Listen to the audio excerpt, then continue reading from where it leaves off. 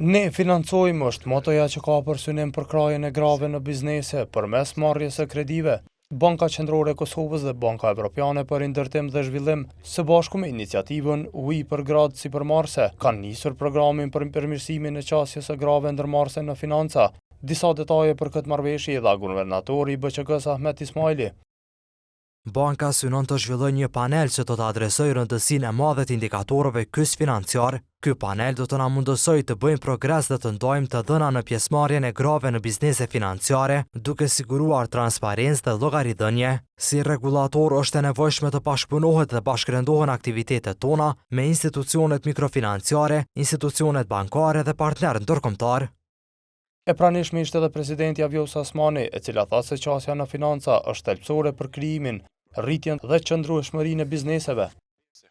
Shumë gra ndërmarrëse përballen me pengesa për të siguruar resurset e nevojshme financiare në terma apo shprehje praktike.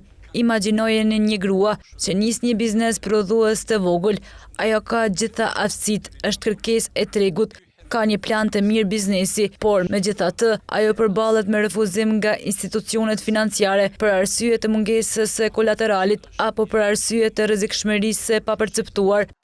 Pjesë e këtij lancimi ishte edhe shefi i Bankës Evropiane për Ndërtim dhe Zhvillim. Sergjej Maslishenko u shpreh se gratë janë agjent kyçe të ndryshimit dhe sipas tij duke u afruar atyre qasje të barabartë në financa, mund të ndërtohet një ardhme më gjithëpërfshirëse dhe më të qëndrueshme për të gjithë.